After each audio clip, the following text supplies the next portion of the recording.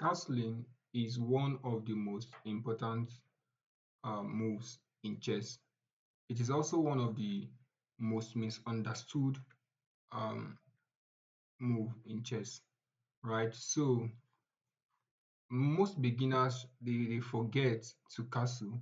Some even make the mistakes and skip castling, while some don't even know what castling is, right? And this single mistake costs them many games, right? So today we are going to talk about castling, and we are also going to learn how to castle and when to castle, and why it is even important for you to castle in almost all of your games. Castling is a special move where two things happen at the same time. The rook moves and the king moves as well. Let's Let me show you how it works exactly. Look at this particular position. We have king on e1 and then we have rook on h1. Castling works in a way where you need to move your king and you need to move your rook, right? This is unusual. This is unlike any legal move in chess where you are only allowed to move a single piece at a time, right? It is a special move in chess. For castling, you need to move two of your pieces, right? Look at this king on e1 and the king on and the rook rather on h1, right? If you want to castle, you need to move your king from e1 to g1, right? And this is why it is a special move, because your king moves two times, which is unusual. Normally, the king move just a single move, right? If you want to learn how the king moves particularly, you can check out my video where I talked about how kings move, right, and every other pieces on the board, right? So let's continue. The king moved from e1 to g1, and immediately the rook on h1 jumps to f1, which is immediately beside the square, immediately beside the king on g1 to f1. So this is castling. It is a special move, and you have two pieces moving at the same time, right? So again, we call this the king side castling. We call it the king side castling because you are going towards the side of the king. All of these sides, they are called the side of the king, right? So you have the king on e1 and the rook on h1. Now, for you to make this special move, this castling, you move the king two times. Again, I'm doing it king side castling. You move the king two times, and then immediately the rook jumps to f1, um which is beside the king, right? You move the king two times and then the rook jumps to the other side of the king to immediately beside the king, no space in between them, as you can see. So it is called the king side castling, or you can also call it short castling, and it is written at as 0-0, right? Short castling or king side castling. There is also the queen side castling, right? In a situation where you don't want to castle to the king side, you can also do it to the queen side, right? When you're arranging your board, you have the queen immediately after the king, right? So if you want to know the arrangement of pieces and all of that, you can check out my previous videos as well. So you can castle to the queen side just like you have castled to the king side. So this other side, the left hand side, is the queen side. So if you want to castle to the queen side, the same process that you have followed for the king side is also what you do for the queen side. You move your king two squares to the left, and then the rook automatically jumps to the other side of the king, immediately beside it, right? It is usually the other side. It must jump over the king and stay immediately the square that is beside the king. So if when you move your king now to c1, right, the rook on a1 immediately jumps to d1. It must be close beside it. So we call this one queen side castling or long castling, and it is written as 0-0-0. So we have three zeros here, and then we have two zeros for short or king side castling. Unfortunately, you cannot just castle anytime you want. There are certain rules you need to follow whenever you want to castle. These rules are very strict, and you won't be able to castle if you don't follow these rules, right? So let's dive into these rules. The first rule is that your king must not have moved before, right? So this move means that this your king on e1 must be at the position when you arrange the board. Let's take for example, I'm playing my game, I'm playing as white, I move my king to d1. You see now that I've moved my king away from when I arrange my board. Now I cannot castle. I can't castle to the king side or to the queen side. None of that can happen. Why? Because I've moved my king. Even if I later moved, maybe my opponent played a move and I moved my king back to e1. You can see now that the king is already back to the initial position when you started the board. But unfortunately, you cannot castle because the rule is that you must not have moved the king at all, right? But now you've moved the king, so castling is not possible anymore. That is the first rule. For you to castle either to the king side or to the queen side, your king must not have moved at all. The second rule, right, which is also very strict, is that your rooks must not have moved as well. Just like we have said for the for the king that it must not have moved before. Your rooks also they need to have been in their initial position when you started the board. Just the example I cited, right, where you moved your king. Now, if you had moved your rook to g1, then castling is not possible again to the king side. Although it is still possible to the queen side. Why? Because you have not moved the a1 rook before, right? It is still when you arrange the board, right? So you can still castle to the king and queen side, but unfortunately, you cannot castle to the king side, right? Even if you eventually move the rook back to h1, right? That is the second rule that you need to strictly follow if you really want to castle. Do not move your king for the first rule. Do not move your rook for the second rule in order for you to castle. Then the third strict rule you need to follow is that there must not be any piece in between your rooks and your king, right? We said this is a special move. Castling is a special move that involves two pieces, your king and your rook, right? So it is important that there is nothing in between them, right? Normally, if you are arranging your board, if you don't know how to arrange a board or you don't know how the board is set up, you can check my previous videos. But normally you have your bishop on f1 and your knight on g1, right? Normally when you arrange the board, right? But if you need to castle, you need to find a way to move these two pieces out of the board, right? You need to find a way to bring them out so that there will be like a clear space between your king and the rook, and now castling is possible. Same thing with the queen side. The queen is here, the bishop and the knight, so you need to move all of these three pieces away so that you are able to castle to the queen side. So this is the third rule. There must not be any piece in between the rook and the king that you need to castle with, right? That is the third rule. Then the fourth rule and another important rule is that your king must not be in check, right? Your king must not be in check. If, for example, this is an open space and there is a black bishop that is checking your king, and then you now believe this is the best time for you to castle, then unfortunately you cannot do this. Unfortunately, this is not possible, right? You cannot castle because you are under an attack and you cannot castle like that, right? So you have to first find a way to protect your king, capture the piece that is attacking you, and then you can now castle, right? So if you are under attack, a direct attack, you cannot castle at that time. Another point under this fourth rule is that it doesn't matter whether the attack is direct, even if you need to castle. Normally, if you need to castle in this position, right, you need to castle to the king side, you move your king two times, just like I've explained, g1, and then your rook comes to the other side, f1, right?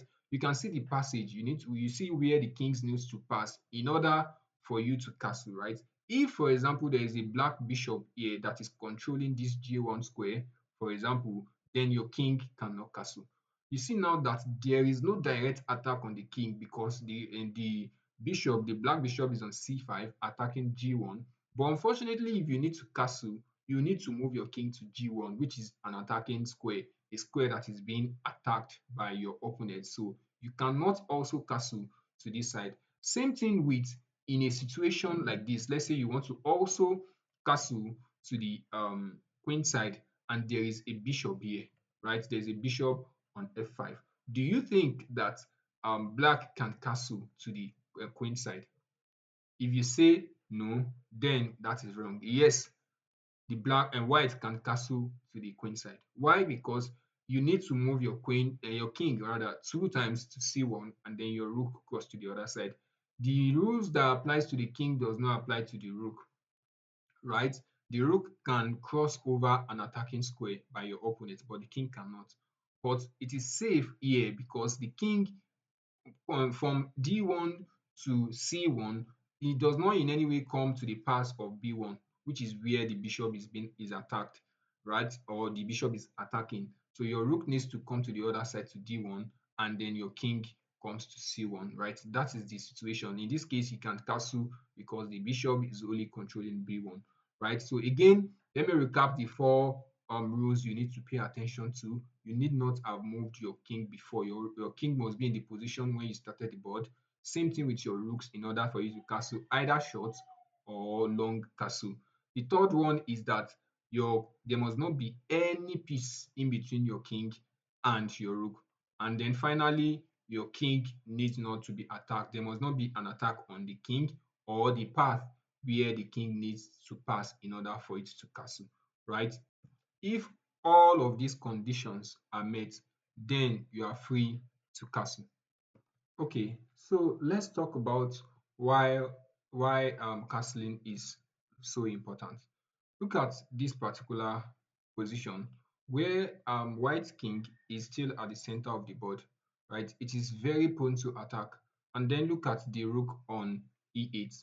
So unfortunately, white cannot escape an attack from the black rook because now after this capture, this is a discover. In fact, this capture is not even possible. And after this pawn push, there is a check coming up, right? So you can see now that when the king is at the center of the board, then it is very easy to be attacked. And this is one of the reasons why um, castling is very important. So now you can see now that in this position where the king is at the center, you can see how easily it gets attacked. Let's look at another um, position for white where white has tried to castle very early.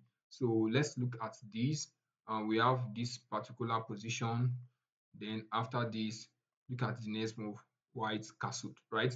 Let's look at two important reasons why, or two reasons why it is important for white to castle, right? The first one is that white king is now very safe. Look at these beautiful walls formed by these pawns, and then they are keeping the king very safe.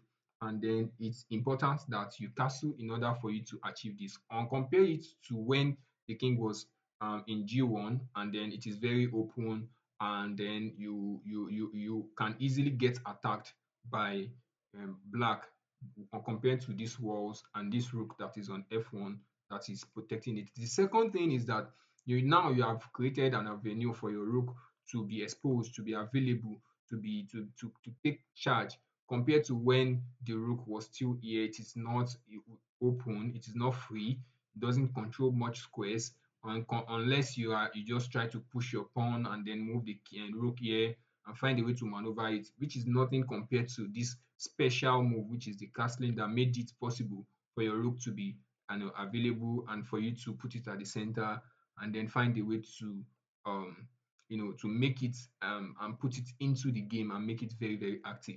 Okay, so let's talk about some mistakes that beginners make when they try to castle, right?